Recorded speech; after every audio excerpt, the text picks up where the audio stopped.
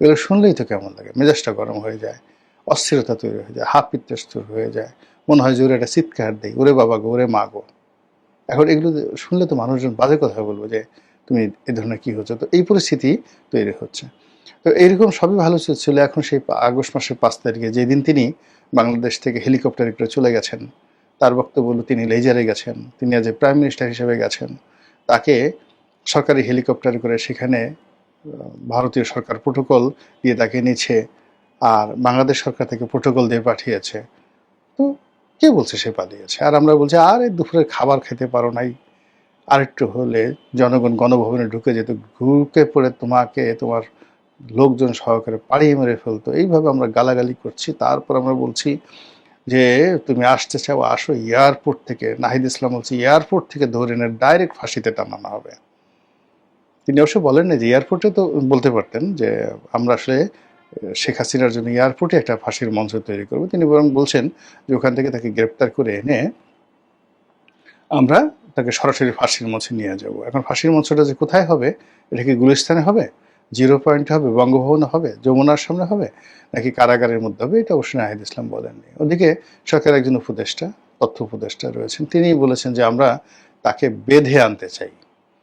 বোঝার চেষ্টা করুন, দিল্লি থেকে শেখ হাসিনাকে হাত পা বেঁধে, হাতে হাত করা, পায়ে ডান্ডা বেড়ি, একেবারে সেই সিনেমাটিক অবস্থাতে তাকে সেইভাবে আমরা সেখান থেকে আনতে চাই, আমরা সেভাবে আনবো।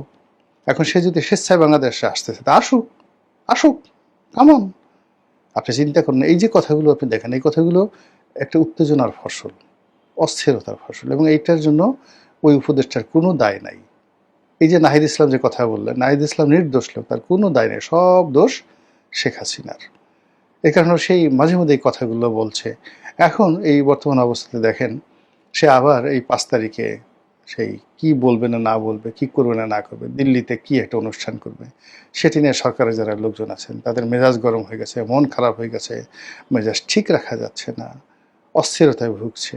ফলে সরকারের একজন কর্তা ব্যক্তি, ভারতের যে রাষ্ট্রদূত বাংলাদেশে আছেন মন্ত্রী পদমর্যাদায়, দীনেশ ত্রিবেদী, তার সঙ্গে দেখা করলেন, মানে দীনেশ ত্রিবেদীকে ডেকে আনলেন বা তিনি এলেন। এখন দীনেশ ত্রিবেদীর কাছে বললেন যে আপনি এই শেখ হাসিনার এই ভাষণ শাসন দেওয়া বন্ধ করেন।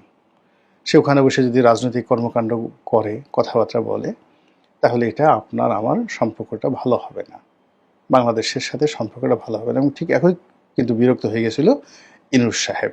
এখন ভারত তো এই যে বলে যে হ্যাঁ হ্যাঁ, মনে মনে উপরে বলে হ্যাঁ দাদা আপনি যেটা বলেছেন ঠিকই, আমরা কোনো কাজ করতে তাকে দেবো না, দেবো না, দেবো না, তখন ওরা বলে দেবো না, তাকে আটকে রাখবো এবং খাবার দাবারও কমায় দেবো, এবং আপনাদের ইচ্ছা অনুযায়ী সব কিছু হবে, চিন্তা করবেন না। আর ওই পাশে গিয়ে তারা বলে বোহেনজি চালিয়ে যান, আপনি আছেন বলেই তো আমরা আছি, আপনি কথা বলেন বলেই তো আমাদেরকে ডাকে, আপনি কথা না বলে তো আমাদেরকে ডাকতোই না, একেবারেই ডাকতো না। আমরা এই যে এখনো যে কিছুটা প্রাসঙ্গিক আছি, আপনি আমাদের কাছে আছেন, আপনি যদি জেলখানাতে থাকতেন তাহলে বাংলাদেশে যারা লোকজনরা আছে তারা ভারত নামক যেটা রাষ্ট্র আছে, দিল্লির নামক যেটা রাজধানী আছে, নরেন্দ্র মোদী নামক যে একজন প্রধানমন্ত্রী আছে, এটা বাংলাদেশের মানুষ ভুলেই যেত। আমরা যে এখন কথায় কথায় ভারতকে স্মরণ করছি, ভারতকে গুরুত্বপূর্ণ মনে করছি due to Sheikh Hasina, because Sheikh Hasina is there, ওরা সেখানে আছে।